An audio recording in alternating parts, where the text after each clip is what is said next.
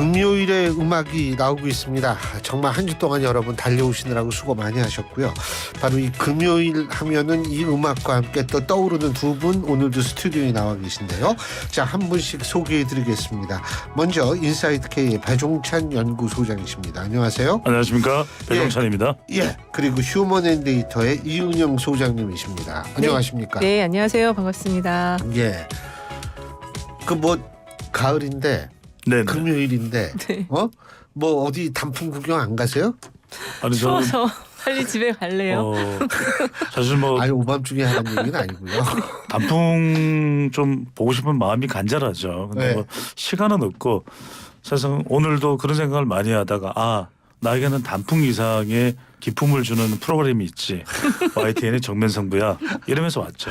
예, 참 사회생활을 열심히 하는 그런 멘트였습니다. 학교 다닐 때 사회 100점 받았어요. 예. 아유, 그냥 배울 점이 많아요 보면. 근데 진짜 이게 요 시기 놓치면 또 이제 금방 단풍이 져요. 네, 맞아요. 그래서 이 단풍을 좀 볼 시간적 여유라든지 마음의 여유를 좀 갖는 것도 참 중요하다 이런 생각이 드는데 그 우리 배 소장님은 그런 의미에서 뭐 승자가 뭐 단풍입니까 뭡니까? 성자는 단풍도 아니고요. 예. 또 풍자도 아니고 풍자를 하다의 풍자가 아니고 요즘 인기를 얻고 있는 풍자라고 있더라고요. 있어요. 네. 인기를 얻고 있는 풍자. 네. 승자는 남현이도 아니고 네, 전청조도 아니고 예. 빈살만입니다. 네. 그분이 왜 승자예요? 저는 역시 빈살만이구나. 네네. 저는 살만 있지만 돈만 있는 남자. 세계에서 제일 부자일 거예요. 네. 네. 본인도 얼마인지 모를 거예요. 네네. 1985년생이고 저보다는 훨씬 나이가 어립니다. 그 85년생. 네. 진짜. 85년생의 지금 사우디의 왕세자 겸 총리. 예. 뭐 앞으로부터 상당한 기간 동안 사우디를 앞으로 이제 이끌어갈 지도자죠. 그렇죠. 근데 이번에 윤석열 대통령이 중동 순방한 게 사실상 여러 정치 현안이 많다 보니까 잘 안 알려졌는데 저는 뭐 여야 또는 정치 성향 이런 거 다 떠나서 중동이 한국의 미래다. 중동이 한국의 미래다라는 생각하는 게 실제 이런 수십조 원의 투자를 지금 중동에 있는 사우디 이런 국가들 말고 한국이 할 국가가 있을까요? 미국이 할까요? 중국이 할까요? 유럽이 할까요? 일본이 할까요? 싱가포르가 할까요? 없습니다. 그래서 저는 이 오일머니 또 포스트 오일 시대를 한국과 함께 열어가겠다고 사실상 저 먼 호르무즈 해협 옆에 있는 열사의 나라, 한국 사막의 나라지만 사실상 한국을 거의 한 마치 가족의 나라처럼 이렇게 할 수 있는 정도의 위력을 발휘하고 있는 남자 이 빈살만을 승자로 결정했습니다. 사실 지금 연세가 좀 70대 중후반 넘으신 분들은 그 중동 과거의 중동법을 다 기억하실 거예요. 그렇죠. 그죠? 네. 예. 다 이제 건설. 그렇죠. 건설 쪽으로. 네. 우리가 또 잘하는 분이 있어요. 그럼요. 그때 동아건설에 최원석 전 회장도 있지만 저는 정주영 회장이죠. 국민의힘의 김성태 전 원내대표 그분도 중동 사우디에서 또 이 노동자로 그렇죠. 일을 하셨었거든요. 그때 뭐 주베일 항구도 그렇고 리비아의 대수로를 만드는 또 두산의 당시 담수화 사업에 사실상 한국의 근간을 이루는 그런 역사적인 대건설 건설이 많았죠. 그런데 확실히 이제 패러다임 자체가 달라진 게 70년대 우리가 1차 중동 붐이 있을 때는 70년대 80년대 초반까지는 그 당시에는 주로 건설과 에너지 쪽이었습니다. 석유화학 단지를 건설한다든지 도로를 낳는다든지 또 담수화 수업에 대수로 공사를 한다든지 근데 이번에는 뭐 네이버 HD 일렉트릭 뭐 웬만한 기업들이 다 들어갑니다. 롯데정밀화학 그러니까 말 그대로 이번에 샤인 프로젝트의 SOL을 비롯해서 그러니까 이런 어마어마한 거의 뭐 표면상으로는 61조 그러지만 저는 뭐 100조 네옴시티까지 생각하면 200조까지 이상 가리라고 봐요. 그래서 우리가 사실은 지금 11월에 발표가 될 이 세계 엑스포를 놓고서 경쟁하는 도시를 윤석열 대통령이 바로 방문을 한 겁니다. 사실 뭐 호랑이 굴로 들어갔다 해도 과언이 아닌 거죠. 사우디 리야드가 우리 지금 부산과 엑스포를 놓고 경쟁을 하고 있는 곳인데 그만큼 지금 엄청난 오일 머니를 투입해서 우리 기업들이 지금 경제적으로 상당히 불투명하지 않습니까? 이스라엘 하마스도 있고 러시아 우크라이나도 있고 또 우리 이 한반도의 지정학적 리스크도 결코 간단치가 않고 이런 상황에서 저는 우리가 붙잡을 수 있는 동아줄 뭐 동아건설도 있었습니다. 동아줄은 중동밖에 없다. 그래서 저는 빈살만하고 뭐 국가적으로 가까운 것도 일단 있겠죠. 우리의 이 엄청나게 또 K 드라마를 좋아한다 그래요. 빈살만 왕세자가 발리에서 생긴 일도 상당히 또 인기를 끌었다 그러고 얼마 전에 있었던 그거 언제적 드라마예요, 그거? 그러니까요. 옛날 거를. 더 골로리도 있었다 그러고 실제로 뭐 누가 그런 이야기를 해요. 두바이에서 생긴 일이 이제 제작되지 않겠냐 이런 이야기 나올 정도인데 리야드에서 생긴 일. 그래서 저는 앞으로 우리가 한 번 더 도약할 수 인구는 줄고 있고 고민은 많습니다. 국가는 어수선하고 정치권은 혼란 일색이고 아무 누구도 어느 지도자도 희망이 안 보이고 이런 상황에서 국민들이 기댈 수 있는 것은 역시 경제. 고 이건희 회장이 이야기했지 않습니까? 아내 뭐 자식들. 근데 좀 틀린 게 남편 자식 빼고 다 바꿔야죠. 여성이 우선이니까.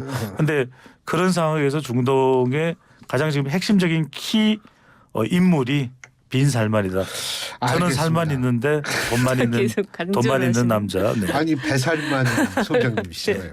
근데 그 사실 이게 이스라엘하고 하마스 전쟁이 있고 네. 사실 우리가 미국을 하지 않을 수 없는 상황에서 그래도 거기 가서 네. 이렇게 했다는 거는 전 높게 평가할 수 있다라고 봐요. 그렇죠. 그리고 예. 지금 북한과 관계가 좀 좋지 않고 또 북한이 계속 핵 개발을 하고 있는 상황에서 이 중동 국가들이 또 그거에 대한 어떤 견제 장치를 또 만들어줄 수도 있거든요. 그런 면에서는 이번에 이제 가서 뭐 MOU를 12건을 해오고 뭐 46억 달러를 지금 투자를 받아온다고는 하는데 굉장히 그 패러다임 진짜 기존의 산업 패러다임을 다 바꾼 그런 그 포스트 오일 시대가 개막이 됐다. 근데 지금 또 일각에서는 이 중동 국가들이 원래 그 MOU를 많이 남발을 하는데 실제로 이제 투자와 이게 좀 우리가 가시적인 성과를 나타날 수 있는 게 언제쯤이 될 거냐. 그래서 이거 너무 샴페인을 터트리는 거 아니냐. 사실 그 코스피 지수가요. 이거 막 그 들어오시기 전에 좀 많이 그 2,300선이 무너졌었거든요. 지금 다시 복원은 됐지만. 미국 때문에 그렇죠. 그러니까 이제 말씀 도중에 이제 사실관계는 확인을 했는데 이제 이전에 이제 사우디 이 윤석열 정부 이전에 중동 국가들과 맺었던 MOU 중에서는 실제 현실화되지 않은 내용들이 상당히 많이 그렇죠. 있었어요. 왜냐하면 네. MOU라는 게 일단 협력 협정이기 때문에. 근데 지난해 이제 11월 빈살만 왕세자가 방문을 해서 롯데 호텔에서 1박을 하면서 이제 회의를 하면서 체결됐던 MOU가 그 당시 39조가 조금 넘는 금액이었는데 한 60-70% 정도가 가시화가 됐고 실제 샤인 프로젝트는 이제 매라고 그래요. 샤인이라는 것이 이제 아랍어로 맨데 이게 S-오일과 아람코 간의 계약인데 9조 원은 계약이 체결이 됐어요. 그래서 이제 지금은 수소라든지 IT, AI. 근데 이제 주목해야 될 거는 뭐냐면 이번에 현대건설하고는 아미랄 프로젝트가 들어가고 그다음에 현대자동차하고는 반완성형 형태예요. 이건 이제 예전에 러시아에 들어갈 때도 현대자동차가 기아차가 시도를 했던 방법인데 이렇게 해서 빈살만이 차를 이제 본인 네. 그때 이제 몰았던 차는 벤츠예요. 벤츠. 예. 최상급 이제 벤츠 옵션의 차량인데 윤석열 대통령에게 행사장으로 모시겠습니다 그랬는데 그 자리에서 다음번에는 방문을 할 때는 현대차로 현대전기차. 제가 직접 운전을 해서 모시겠다고 이야기를 했는데 또 하나는 뭐냐면 이번에 우리가 주목해야 되는 일종의 협정 중에 하나가 뭐냐면 이 아람코의 소유자가 빈살만 왕세자예요. 상당히 많은 약의 석유를 우리나라에 미리 저장해 두겠다. 그리고 그거는 우리가 저장하는 비용까지 다 내는데 만약 한국이 급하면 써라. 그 석유를. 그런 이번에 협약 과정까지 있을 정도로 대단한 이번에 성과가 나온 그 부분은 중요한 것 같아요. 네. 왜냐하면 지금 유가가 굉장히 네, 불안해지고 맞아요. 있는데 그거는 맞아요. 굉장히 중요한 것 같아요. 근데 놀랐어요. 네. 뭐 알아보도 좀 하면 안 돼요? 예? 압살라 이렇게 보니까 그러고 보니까 조금 아랍 사람처럼 비슷하게 생긴 그렇죠. 것 같긴 해요. 배우 신현준 이후에 아랍과 가장 가까워진 사람 아니냐라고 얘기를 하고 있거든요. 아니 알겠습니다. 네, 어쨌든 그런 예. 성과가 기대를 많이 하게 만들어서 그런지 대통령 지지율도 조금 반등을 하긴 했더라고요. 네. 자 이은영 저는 소장님은 누구? 보수 대통합을 승자로 꼽았습니다. 지금 어쨌든 그 대통령 지지율이 30% 초반대인데 지금 지난주에 나왔던 것들 자료 보면은 그 TK 대구 경북 지역하고 고연령층에서 서울도 마찬가지고 되게 좀 흔들리는 지지세를 보여줬었거든요. 예. 그래서 그 중동 방문하시고 나자마자 바로 그냥 그 박정희 전 대통령 추도식에 참여를 해서 굉장히 화기애애한 모습을 보여주긴 했어요. 근데 이제 실제로 이게 그 보수 통합으로 갈 수 있는 그 어떤 뭐가 마련될 수가 있는 거냐, 이거는 아직은 조금 잘 모르겠습니다. 두고 봐야죠. 네, 두고 봐야 되고 또 그 현재 대구 경북 지역에서 그 친박으로 이제 선거를 준비하는 분들이 있잖아요. 그분들이 이제 어떻게 정말 그 국민의힘으로 해석할 건지 따로 할 건지. 제가 볼 땐 한대면 따로 할 확률이 높지 않겠어요? 그럼 보수 대통합에 시동은 걸었지만 잘 성사는 안 되는 방향으로 전망이 될 것 같거든요. 그렇죠. 네. 근데 저는 사실 이 박근혜 전 대통령은 분명히 마지막 지역 맹주적 성격이 있을 뿐 아니라 상징성이 분명히 있다고 상징성이 보는데 있죠. 네. 영향력은 없어요. 그게 그렇죠. 전직 대통령이. 근데 윤석열 대통령과 만났다 그러면 영향력과 상징성의 만남이라고 보기 때문에 그게 뭐 나름대로 의미도 있지 않을까라는 생각을 보는데 그건 진짜 두고 봐야 돼요. 그런데 이제 박근혜 전 대통령보다는 저는 박정희 대통령이 오히려 초점이 맞춰져 있다고 봐야 될 것 같아요. 그러니까 그게 이제 연결되는 것이 중동에 이제 순방을 하고 와서 상당히 많은 이제 네옴시티라든지 이런 미래 2030 프로젝트, 사실 카타르 도하에서도 엄청난 환대를 받습니다. 이 두 국가 모두 현직 대통령으로서는 최초의 국빈 방문이었고요. 근데 그렇게 이야기를 할 때 사실 우리가 중동 진출할 때가 바로 박정희 대통령 때입니다. 맞아요. 그렇죠. 70년대니까. 예, 그런 고도 성장을 하는데 윤석열 대통령이 특별히 또 별도로 이야기를 해요. 92개국 정상을 만나는 동안 많은 나라가 박정희 전 대통령에 대해서 이렇게 소개를 하면 들어본 것 같다. 또는 이미 알고 있는 정상들도 있고, 실제로 우리가 말레이시아가 한참 국가 성장 드라이버를 올 때 마하티르 말레이시아 총리가 룩 이스트 동방을 바라봐라. 거기에 한국이 있고 프레지던트 파악이 있다라는 이야기를 했었고, 실제 이제 싱가포르의 이만큼의 성장을 이끌어낸 결정적인 인물이 바로 리쿠안유거든요. 그렇죠.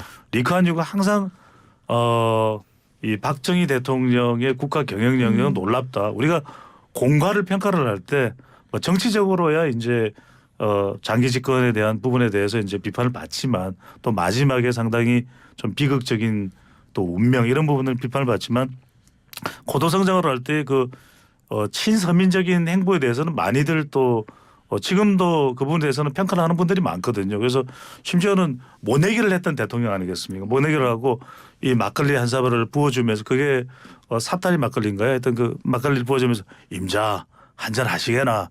그게 이제 갑자기 또 금요일 저녁이 되니까 막걸리 얘기를 하게 되네. 하여튼 그런 민생 또 서민적인 행보에 대해서도 조명을 해보자라는 의미. 그게 이제 지지율과 연결된다면 또 연결될 수가 있는 거겠죠. 어쨌든 이번에 그 윤석열 대통령이 박정희 대통령을 엄청나게 진짜 좀 극찬을 했어요. 하면 된다 이 이야기를 꺼내면서 그 해안과 용기를 배워야 된다. 그래서 굉장히 그 박근혜 전 대통령을 구속한 대통령이긴 하지만 전직이 그렇게 되어 있지만 그래도 상당히 그 영예를 띄워주면서, 근데 누가 더 정치력이 있었냐 이걸 지금 평가를 하는 거는 윤석열 대통령보다는 박근혜 전 대통령이 정치적인 어떤 영향력이 훨씬 더 이 고단수다 이렇게 또 평가를 하더라고요.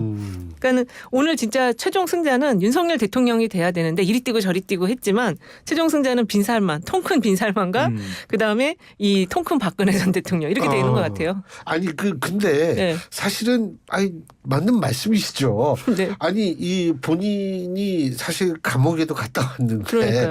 그거를 이렇게 한다는 건 진짜 통은 크죠. 엄청 큰 대통령이에요, 진짜. 그 말씀은 맞죠. 네. 그러면 자 3부에서는 여기까지 하고 나머지는 4부에서 또 계속 해보죠. 예. 신율의 뉴스 정면 승부 4부 순서 시작합니다. 자 3부에 이어서 계속 저희가 이번 주 승부 이어갈 텐데요. 지금 이 자리에는 휴먼앤데이터의 이은영 소장, 인사이드K의 배종찬 연구소장 두 분과 함께하고 있고요. 제가 이게 항상 드리는 말씀이 있습니다.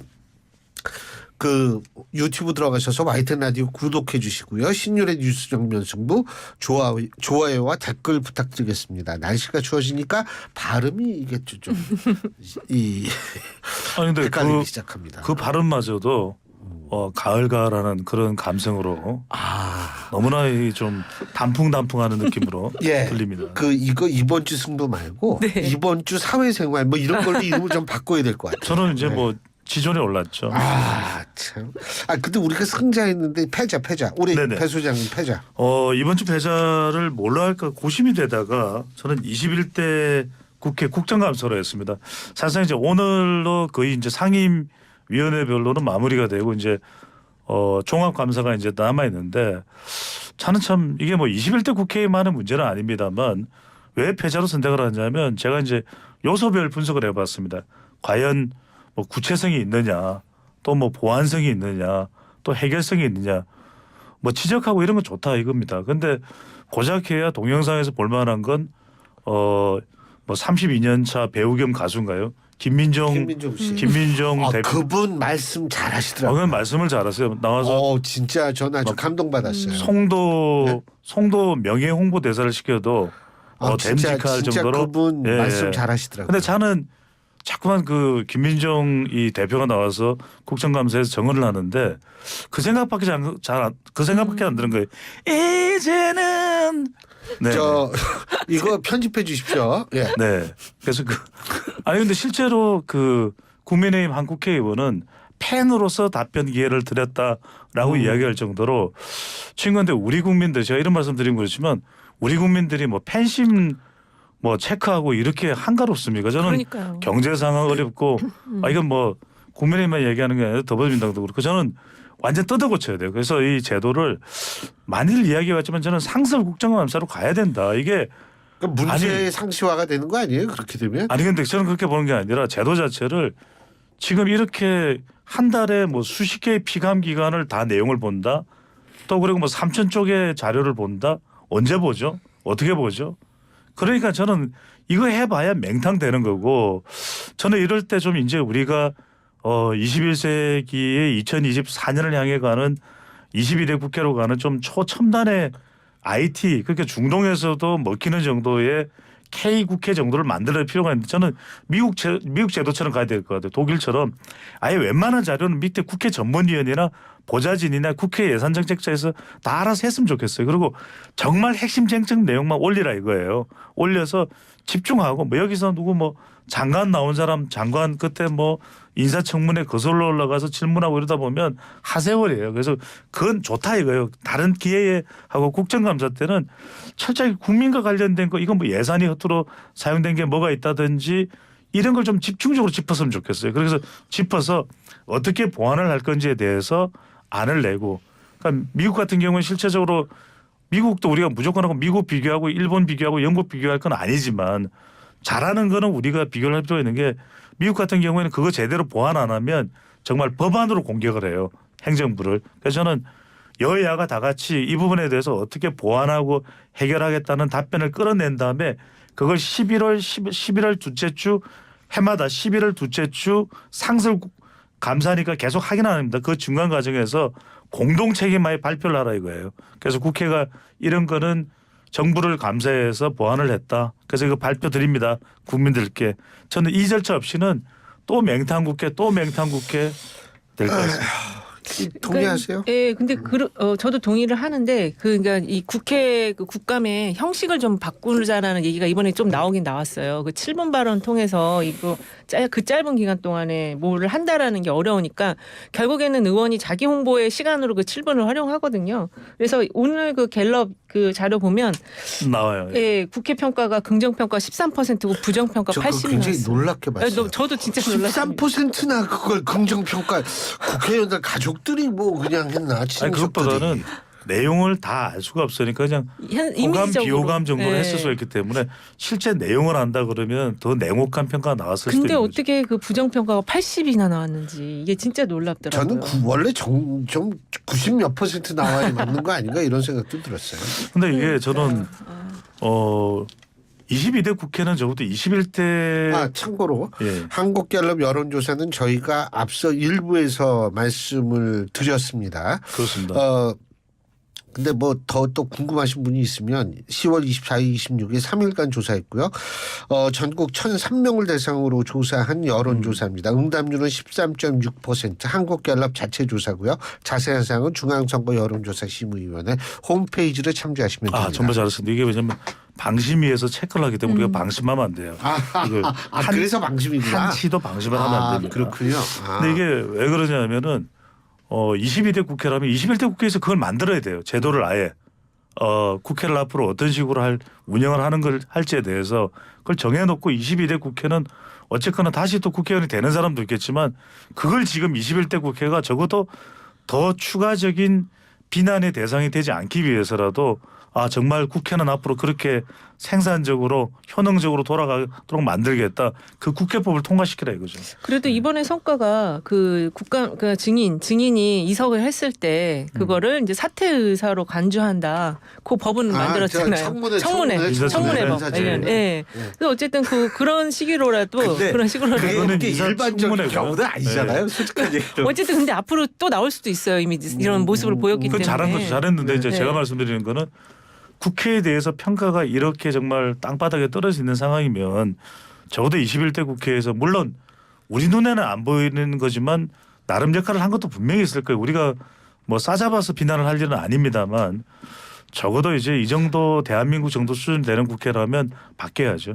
싸잡아서 비난받아도 마땅한 게 우리나라 국회예요. 이은영 소장님은 패자. 저는 이뇨한 혁신이를 꼽았는데요. 왜요? 어쨌든 지금 이제 첫 회의 열어서 일단 좀 잘 이제 시작은 스타트는 됐는데 이게 지금 여전히 권한 문제가 있어요. 불분명하죠. 이뇨한 혁신위원장의 권한이 어디부터 어디까지냐. 사실 이게 원래 비대위를 꾸려야 되는데 보궐선거 지고 나서 비대위를 꾸려야 되는데 혁신위를 꾸렸거든요. 그리고 지금 이뇨한 혁신위원장 위에 대표가 있어요. 그리고 그 뒤에 또 김한길 통합위원장이 있어서 그래서 실질적으로 이뇨한 위원장이 김한길 통합위원장은 자기는 아무것도 아니라고 말했지만 이미 다 둘이 굉장히 매일매일 통화하는 걸로 이뇨한 위원장 말로써. 김한길 위원장은 또 4, 5년에 한 4번 정도 통화했다고 말해요. 그 누구 말이 맞는지 모르겠어요. 근데 어쨌든 그 권한이 굉장히 불분명하고 그리고 지금은 곧바로 총선기획단하고 인재영입위원회를 또 띄운다고 했거든요. 그러면 그 혁신위가 사실 총선과 관련한 이제 인재 영입과 그다음에 공천 룰에 대한 거를 다루지 않으면 이거는 혁신위로서의 의미가 없어요. 그냥 잠시 또 얼굴 바꿔끼기 하는 그 정도밖에 안 되는데 어쨌든 이뇨한 위원장이 지금 광주도 가겠다. 그리고 지금 이태원 참사 일주기에도 일단 계란을 맞더라도 가겠다. 이렇게 얘기는 했으니까 좀 더 지켜는 보겠지만 그렇게 기대가 되지 않는다. 저는 조금 생각이 다른데 네. 저는 이제 승부처로 선택을 했습니다. 이뇨한 섞어서 얘기합시다. 혁신위원회인데 저는 기대 반 우려 반인 것 같아요. 출발하는 지점에서는. 근데 여러 가지 평가들이 나오고 있는데 그에 대해서 저는 단정 내리는 것보다는 그냥 국민의힘은 지금 위기에 처해 있고 대통령도 마찬가지고요. 그렇다면은 한 달여 뒤에 우리 시간을 통해서 국민의힘 지지율이 혁신이 덕분에 지지율이 올라갔다면 성자로 판정을 받고 그나마 성공적인 것으로도 평가를 받을 수가 있을 테고 한 달여 지난 우리 시간에 국민의힘 지지율이 오히려 더 내려갔다. 지금 혁신위가 출발할 때의 시점보다 그러면 별로 그냥 성과가 없었네라고 평가를 냉정하게 받을 수밖에 없을 것 같아요. 100마디 1000마디 말잔치보다도 결국은 비대위도 그렇고 이은영 소장과 저는 이제 이 데이터를 다룬 사람 아니겠습니까? 그럼 결과적으로는 지지율이 말을 할 거예요. 여론이 과연 어떤 평가를 하느냐인데 그냥 이뇨한 혁신위원장은 굉장히 절박하긴 해요. 왜냐하면 한 달여 지난 뒤에도 지지율이 더 내려간다면 이건 이뇨한 혁신위원장의 패배뿐만 아니라 국민의힘도 참담해지는 것이고 대통령도 어려워지는 거죠. 지금 말이에요. 네. 혁신위에서 죄송합니다. 1호 안건이 뭐냐면 사면. 화합을 위한 대사면인데 여기에 이 대상자가 되는지는 잘 모르겠습니다만 이준석 전 대표는 대상이 돼요. 아량 베풀듯이 이렇게 하면 사태만 악화한다. 하지 말라. 네. 지금 이렇게 나오고 있어요. 그렇죠. 그러니까 또 근본적인 걸 해라 이렇게 얘기하고. 근데 있죠. 이게 결국은 이게 어떻게 이 사면이 이게 혁신위가 첫 번째로 해도 할 수 있는 뭐 할 수는 있겠지만 잘 적합하다고 보세요. 일단은 지금 일단 이뇨한 위원장이요 총선을 출마하려고 하는 사람이거든요. 서대문 그 앞 지역에. 그래서 그리고 지금 현재 혁신위 안에 비윤계가 많이 포진이 안 돼 있는 데다가 지금 간신히 그래도 임명한 혁신위원들이 또 출마 예정자들이 많아서 이해 충돌에 지금 걸려 있어요. 기본적으로는. 그리고 지금 신당 창당 얘기가 나오잖아요. 벌써 이준석, 유승민 신당 창당 얘기가 나오고 있어서 이 혁신위가 그거를 거중 조정해서 그 당내의 비주류 세력을 오히려 혁신위로 많이 세웠어야 되는데 결국 그거는 첫 번째 못했거든요. 그러니까 그 이후에 대사면 이야기가 나와봐야 의미가 없다. 그 이 부분을 설명을 드려야 될 것 같아요. 예. 정확하게는 이뇨한 위원장이 SBS의 특별 대담회에 출연해서 자신의 이제 출마 여부에 대해서 질문을 묻는데 이건 정확하게 일단 이야기를 해야 될 것 예. 같아요. 많이 거론이 되긴 했는데 자기는 지금 현재로서는 어떻게 될지 모르겠다. 그리고 혁신위를 거침없이 하다 보면 이미 그 당시 그 시점쯤에는 연말쯤에는 진이 다 빠져서 출마가 가능하겠느냐라는 이야기를 했고요. 그 외에 이제 혁신위원회에 포함되어 있는 사람 중에서도 이제 내년 총선에 뛸 사람들이 있죠. 예. 박성중 혁신위원은 현역 의원이고 김경진 위원장과 오신환 위원장은 내년 총선 이제 출마할 가능성이 높습니다. 다른 사람도 출마를 하게 될지 어떨지는 모르죠. 근데 그 이야기를 하더라고요. 본인도 뭐 세상에 완벽한 게 있느냐, 완벽한 건 없고 뭐 추천받은 사람도 있고 혁신위원들을 일단 플레이어도 이 혁신위원이라고 하는 혁신위원회라고 하는 판에 올라타 있다. 그래서 저하고 비슷한 이야기를 해요. 결국은 여론이 우리를 평가해 줄 것이다. 한 달 뒤에 여론의 평가를 받으면 우리는 그대로 유지해서 서 있을 수 있을 테고 여론에서 냉정하게 더 이상 혁신위가 필요 없다 그러면 우리는 더 이상 서 있을 수가 없을 테고 좀 지켜봐 달라. 그때 평가를 해달라라고 이야기를 하고 있기 때문에 저는 지금 너무 단전적으로 온갖 그냥 개개별 어떤 이 기준을 가지고 평가할 일은 아닌 것 같고 중요한 건 그런 걸 거예요. 결국은 이뇨한 혁신위원장만 가지고는 안 된다.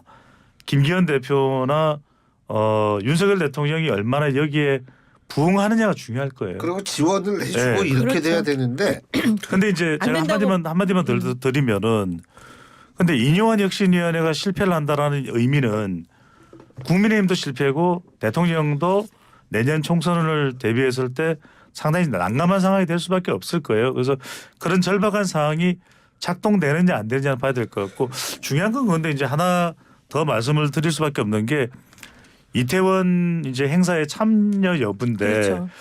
이뇨한 위원장은 일단 개인 자격으로 이제 참여를 한다 그랬어요. 참석을 한다 그랬는데 이 부분에 대해서는 아니 위원장이 어떻게 개인이 되느냐 국민의힘이지. 그래서 그거는 보는 사람들의 평가에 따라서 다 차이가 있을 것으로 보이는데 이제 국민의힘에서 누가 참석을 할지 또 이제 제일 결정적인 것은 대통령인데 이만희 사무총장이 참석하겠다고 한다는 했잖아요. 얘기가 있죠. 예, 예. 예. 근데 어쨌든 대통령인데 조금만 제가 예. 20초 내로 마무리를 하겠습니다. 근데 대통령은 참석 뭐 안 할 가능성이 높을 것 같아요. 왜냐하면은 이뇨한 위원장도 그 이야기는 했어요. 이거를 뭐 건의를 드릴 수는 있지만 내부 회의를 통해서 그리고 최종적으로 판단하는 것은 대통령의 몫인데 예. 지금 대통령실의 입장은 대체로 좀 참석에 대해서 적극적이지 않아서 그 얘기는 이제 또 이은영 네. 소장님이 좀 이따 하시고 네. 지금 제가 좀 여쭤보고 싶은 게 혁신위원들은 어떻게 판단하세요? 그게 뭐 정치 뭐 출마 예정자다 이런 거 떠나가지고 다수는 굉장히 생소한 분들이 많더라고요. 그러니까 생소한 분들이 정치 고관여층도 아닌 분들이고 어쨌든 근데 제일 중요한 거는 공천권을 다룰 거냐 안 다룰 거냐 이 혁신위가 그게 핵심인데 공천 룰. 룰일 수도 있고요. 그리고 이제 그 기준도 룰이 기준이겠죠. 근데 그걸 다룰 거냐. 근데 지금 총선 기획단이 뜨면은 그쪽에서 그걸 다 주도할 수밖에 없어요. 그러니까 그러면은 혁신위가 할 수 있는 게 뭐냐. 이 대통령 낮은 지지율을 어떻게 타개할 거냐 이건데 이게 과연 혁신위가 할 수 있는가 못하죠. 지금 대통령 낮은 지지율은 대통령의 전면적인 어떤 근데 쇄신을 통해서 할 수 있는 거니까. 이뇨한 위원장 관심은 많이 받잖아요. 관심은 많이 받아도 어쨌든 기본적으로는 이분이 이 어떤 인물이냐 예, 그냥 어떻게 보면 많이 알려진 인지도가 높은 국민들에게는 약간 그 셀럽형 인물인데, 근데 김종인 비대위원장하고 좀 같이 생각을 해본다면 과연 이 정치적인 얽혀있는 이 탈애를 풀어낼 수 있겠느냐. 약간의 이미지적인 것들은 할 수 있겠지만 실질적이고 근본적인 거는 이분은 못한다라고 많이들 보고 있는 거죠. 저 짧게 두 가지만 말씀드리면 일단은 그 인요한 위원장이 어떻게 정확하게 이게 팩트 체크는 필요할 것 같아요. 이야기했는지는 오늘이죠. 27일 진행이 됐던 SBS의 인요한 위원장 특별 대담 내용을 좀 확인할 필요가 있을 것 같고요. 이제 인요한 위원장이 그 질문에 대해서도 답변을 했습니다. 저도 이제 그게 궁금해서 인 위원장이 어떻게 판단하는지가 중요하고 또 당에서의 반응도 중요할 텐데 이제 총선기획단과 인재영입위원회가 이제 발족이 될 텐데 그 점에 대해서는 분명히 했어요. 인 위원장이 공천 제도에 대해서는 혁신위원회에서 파격적이고 혁신적인 내용을 다룰 것이다. 근데 총선기획단은 그런 공천 제도를 이야기하는 것보다 이제 아주 구체적인 원칙을 정하는 것은 최고위원회에서 통과돼야 되기 때문에 그렇게 되겠지만은 총선기획단은 주로 전략일 것이다. 그렇게 이야기를 했고 뭐 충돌이 되면 어떻게 하겠느냐. 그러면은 또 뭐 허지부지 될 텐데라고 이야기하니까 바로 그 부분에서 이야기합니다. 쥐가 시방 전라도 순천 사람인데 그거 내가 받아들이겠어요?